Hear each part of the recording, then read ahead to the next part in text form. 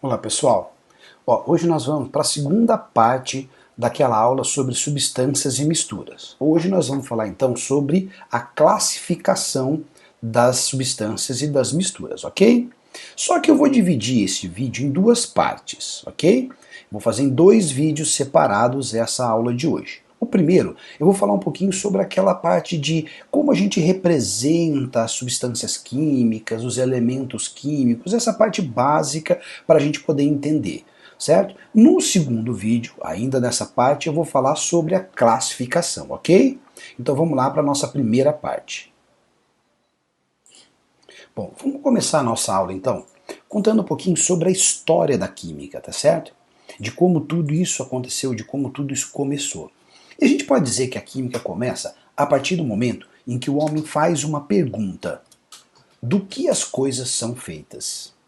Bom, primeiras pessoas que fizeram essa pergunta do que é material, do que a matéria é feita, foram os gregos, os filósofos gregos.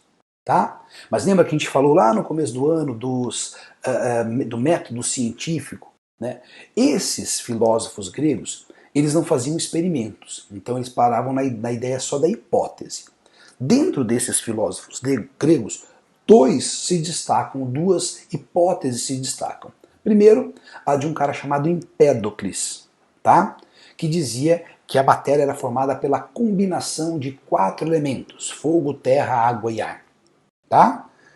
E depois um outro chamado Leucipo, tá? Leucipo e Demócrito eram dois filósofos, né? Pensaram na ideia de que a matéria era formada por uma minúscula partícula chamada átomo, tá? O que significa átomo? Átomo quer dizer indivisível. Então a ideia deles era que se eu fosse pegando a matéria, fosse cortando, eu ia chegar numa porção pequenininha, que era indivisível, em que isso seria a constituição da matéria. A ideia, no caso de Leucipo e Demócrito, é que a matéria era formada por seu único átomo. Por exemplo, água. Água teria um átomo de água. Pedra teria um átomo de pedra. Ferro teria um átomo de ferro. Ar teria um átomo de ar e assim por diante. Tá? Mas eu não vou entrar em muitos detalhes com relação a isso daqui não, porque nós vamos estudar melhor todos esses modelos, essas ideias aí mais pra frente lá da matéria, ok? Eu só quero que vocês entendam o seguinte, que no final das contas, né, lembra que nós estamos falando de método científico, nós temos que falar de ciências. Só lá pra frente, bem mais pra frente do que essas duas ideias de Leucipo e Demócrito, graças à ideia de Lavoisier e Proust, que a gente chama de leis ponderais, né, de experimentos que eles fizeram, né, chamado de lei de conservação da massa e lei das proporções, é que um cara chamado Dalton pôde pensar num modelo realmente científico da matéria, ok? Também não vou entrar em detalhes, nem sobre leis ponderais, que a gente vai falar mais lá para frente, e nem sobre o modelo de Dalton, mas sobre a gente ter uma noção do que ele falava. Esse modelo de Dalton ele dizia que o átomo era uma esfera maciça e indivisível. E aí, esse modelo acabou sendo apelidado, né, na verdade, de modelo da bola de bilhar, porque a bola de bilhar representa essa ideia, né, de uma esfera maciça. Beleza?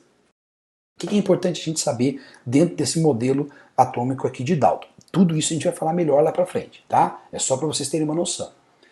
Átomos de diferentes elementos tinham massa diferente. Esses átomos poderiam se combinar, né, para poder formar substâncias diferentes, novos materiais, tá? E quando eu fazia uma reação química, eu só mudava esses átomos de lugar. Por que é importante a gente entender isso? Tá? Porque na verdade, se a gente for ver, Dalton ele pegou a ideia dos dois filósofos. Né? Pegou a ideia de átomo, então a matéria é formada por átomos, e pegou a ideia do outro, dos elementos, né? Da combinação de elementos. Só que, claro, os elementos não são fogo, terra, água e ar. A gente tem outros elementos, carbono, hidrogênio, oxigênio, né? Nitrogênio, flúor, fósforo, né? E assim vai, cloro, tá? Mas a combinação desses elementos pode gerar várias substâncias. Então é isso que a gente vai pegar, né? Essa ideia aí. Matéria, né? As substâncias são formadas a partir de átomos de vários elementos. A combinação de átomos de vários elementos, tá? Nesta combinação eu posso ter átomos iguais, então posso combinar dois átomos iguais para dar uma substância, ou posso combinar átomos diferentes, 2, 3, 4 átomos diferentes para formar essa substância, ok? Olha só, Repara aqui embaixo como é que o Dalton usava para representar os elementos dele. Ele usava bolinhas, né, com símbolos aqui dentro, tá? A gente vai continuar usando esse esquema aqui de bolinhas. Então, a gente vai usar bolinhas de cores e tamanhos diferentes para representar elementos diferentes, tá? Vai ficar mais fácil, a gente vai usar cores e tamanhos ao invés desses símbolos aqui feitos pelo Dalton, beleza? Bom, mas além desta maneira de representar das bolinhas, também apareceram algumas outras formas diferentes. Mais para frente, ficar desenhando bolinha como era muito difícil, os químicos propuseram uma forma diferente de eu representar esses elementos, tá? Usando letras. Então vamos ver como é que é a regra para a gente usar letras, ok? É assim, o elemento vai ser representado por uma letra maiúscula. Normalmente a gente vai usar a primeira letra do nome deste elemento. Então, por exemplo, hidrogênio. Hidrogênio começa com a letra H. Então o símbolo do elemento hidrogênio é o H maiúsculo, ok? Carbono começa com C, então o símbolo do carbono é C maiúsculo. Nitrogênio, N, então N maiúsculo. O problema é que alguns elementos, como por exemplo o cloro, também começam com a letra C como o carbono. Então o que a gente faz? Para poder diferenciar, então a gente vai usar uma segunda letra, porém essa segunda letra precisa ser uma letra minúscula, ok? Muito bem. Vamos lá então. No caso do cloro, ou dessa segunda letra minúscula, a gente costuma usar a própria segunda letra do nome. Tá? Então no caso do cloro vai ficar Cl, ok? Níquel, primeira e segunda letra, Ni. Cobre, ixi, peraí, mas cobre tem um outro elemento chamado cobalto. Então ele começa com C e O também, tá? Mas para nossa sorte, ao invés de a gente mudar isso daí, aliás, não começa só com a letra C e O, não. C, O e B, as três primeiras letras são iguais. Mas para nossa sorte, ou não, quando a gente fala do nome dos elementos, como a gente precisa ter o mesmo nome em todos os países, ou seja, no mundo inteiro, a gente costuma usar um nome não em português, mas sim um nome em latim desses elementos. É que hidrogênio, nitrogênio, os nomes já são em latim. Hidrogênio já é latim, né? Então eu não preciso mudar. Mas cobre não. Em latim, cobre é chamado de cuprium, tá? Então, nesse caso, o símbolo do cobre vai ser Cu, tá? Primeira e segunda letra, cuprium. E do cobalto, Co. Bom, aí que está o grande problema, né? Porque alguns outros elementos a gente vai ter nomes e símbolos completamente diferentes. Por exemplo, o enxofre. Enxofre em latim quer dizer sulfur. Então, na verdade, o símbolo do enxofre é S. Tá? Olha só o sódio. Aí tá, a gente sempre confunde o sódio com S, mas na verdade o sódio não tem o símbolo S, porque o nome em latim dele é natrium. E como já tem o nitrogênio lá com N, o sódio então é o Na. Né? Por exemplo, prata. Prata em latim é argentum. Tá? Calma. O símbolo da prata não vai ser AR. Tá? Na verdade, o símbolo da prata vai ser AG. Por que no caso da prata a gente está usando a primeira e a terceira letra e não a primeira e a segunda? Porque já existe um outro elemento chamado argônio, tá? Que é um gás nobre. E para este elemento a gente já usa o símbolo AR. Então, para a prata ficou o AG. Beleza, pessoal? Ó, é claro que vocês não precisam decorar esses símbolos e os nomes de todos os elementos da tabela periódica, tá? Ninguém vai cobrar que vocês decorem isso. É claro que vocês vão acabar decorando o símbolo e o nome de muitos elementos químicos ao longo da vida de vocês, de tanto a gente usar, tá? Mas não se preocupe em ter que fazer isso, beleza? Tá, muito bem. Agora que a gente já aprendeu a representar, né, os símbolos químicos, identificar quando eu tenho um elemento, né, cada letra maiúscula ou um conjunto de letras maiúsculas e minúsculas que representam um elemento. Agora eu vou juntar esses elementos para formar novas substâncias. Lembra que a gente viu aqui agora há pouco que Dalton combina átomos de elementos iguais ou diferentes? Né? Então é isso que a gente vai aprender a fazer agora. Vamos pegar aqui o exemplo da substância água, ok? Água, usando aquele modelinho de Dalton, a água é formada por um átomo do elemento químico oxigênio e dois átomos do elemento químico hidrogênio, beleza? Como é que eu faço para representar isso, então, de acordo com aquele modelo, usando letras, ao invés de bolinhas, como a gente viu aqui? Bom, tem que fazer o seguinte, lá, são dois átomos de hidrogênio e um átomo de oxigênio. Então, o que eu faço? Primeiro eu vou colocar o símbolo de um dos elementos. Vou começar com o hidrogênio, ok? A ordem não importa muito pra gente agora não, ok? Então basta você colocar os elementos independente da ordem. Eu vou colocar primeiro o hidrogênio. Agora, não são dois átomos de hidrogênio? Como é que eu faço para identificar? Para identificar que eu tenho dois, eu vou colocar um númerozinho aqui, ó, depois do símbolo. Vou colocar um númerozinho 2, certo? Depois do símbolo. E para o oxigênio? Como eu tenho um átomo só, eu coloco o símbolo do oxigênio e não ponho númerozinho nenhum, tá? Isso significa o seguinte, que não tem oxigênio? Não, significa que esse númerozinho seria 1, mas o 1 a gente não representa, tá? Esse númerozinho tem um nome, a gente chama de índice, tá? E ele indica, então, para mim, quantos átomos de cada elemento eu tenho na minha fórmula química, beleza? Bom, vamos ver se a gente entendeu de verdade, ok? Eu vou pedir para vocês fazerem o seguinte, eu quero que vocês me digam, vocês vão pausar o vídeo de novo, e vão colocar a resposta para mim disso daqui, ó. Eu vou fazer um e vocês vão fazer o resto, ok? Vocês vão me dizer quantos elementos químicos eu tenho representado na fórmula e quantos átomos eu tenho no total, ok? Então vamos lá, ó. Nesse primeiro, eu tenho uma letra maiúscula e uma letra minúscula. Isso indica então para mim que eu só tenho um elemento químico, tá? Então, elemento químico é um só. Mas esse elemento químico tem um índicezinho aqui 2. Estou dizendo que eu tenho 2 átomos deste elemento aqui. Então, 2 átomos desse elemento, no total, então, eu tenho 2 átomos, ok? Então vai lá, ó. Tenta fazer aí o do H2SO4 e do CO2, beleza? Bom, agora que você já tentou, vamos lá. No caso do H2SO4, quantos elementos eu tenho? É simples, ó. Basta eu olhar quantas letras maiúsculas eu tenho. Então, se eu tenho 1, 2, 3 letras maiúsculas, né? H, S, O, então eu tenho 3 elementos. E quantos átomos eu tenho no total? Tá aqui, ó.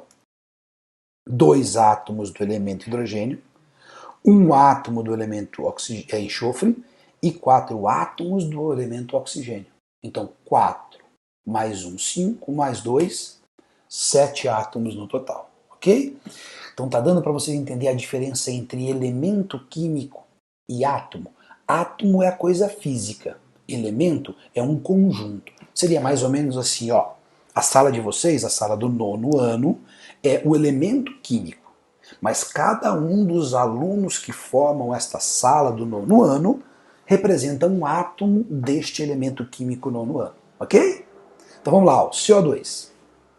Quantos elementos eu tenho? Ora, se eu tenho 2 letras maiúsculas, 2 elementos.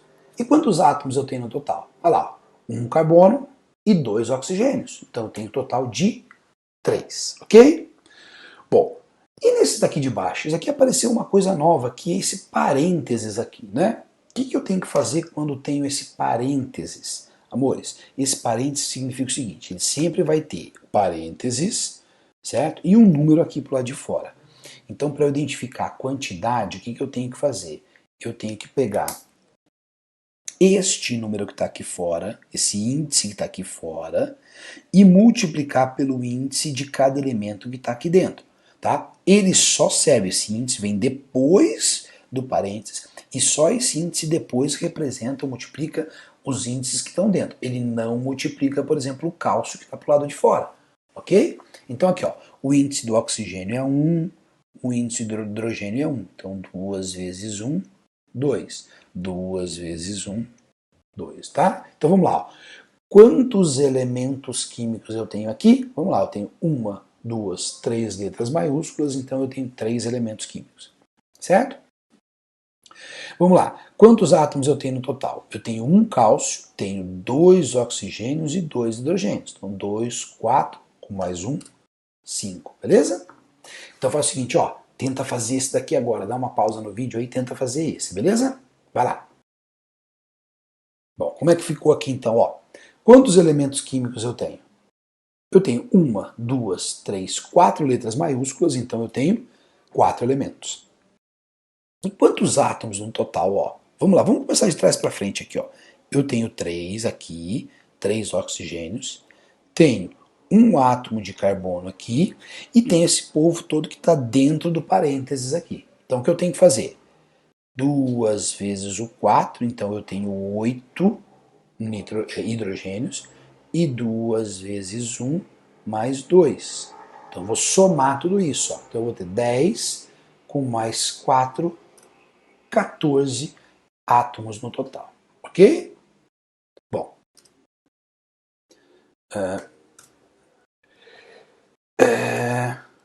Além desse número, claro, além do número que a gente acabou de falar aqui, chamado de índice, algumas vezes eu vou querer representar mais de uma molécula, mais de um daquele grupinho, mais de uma fórmula, como a gente acabou de responder. Por exemplo, ó, olha lá, H2O. A gente viu que para representar esse conjuntinho aqui, H2O, eu vou colocar aqui, né, se a substância é água, eu vou colocar aqui a fórmula H2O.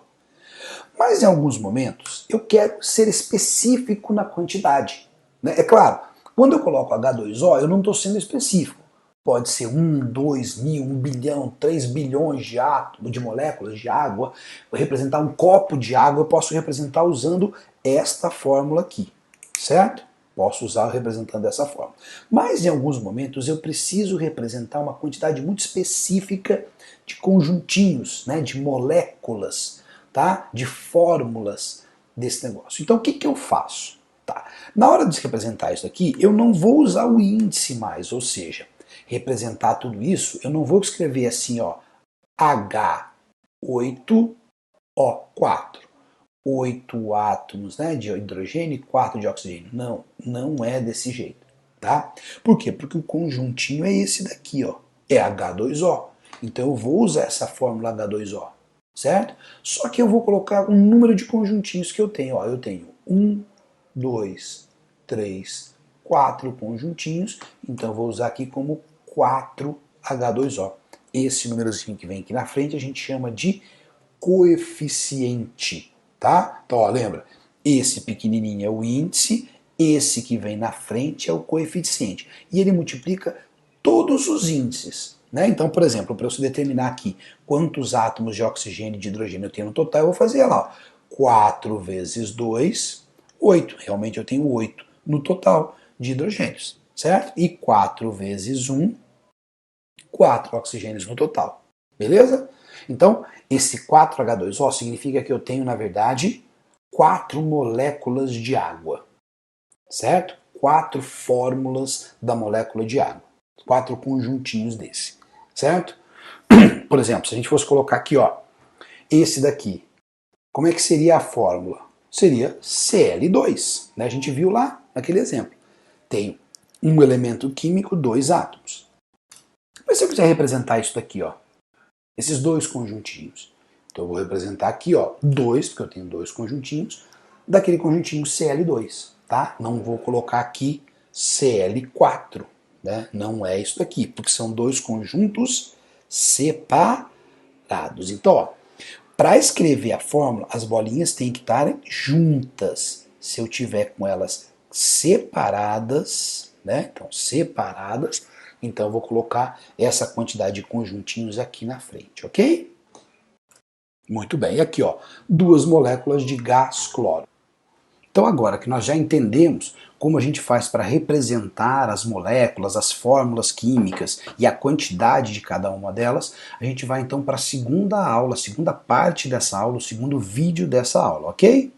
Até daqui a pouco.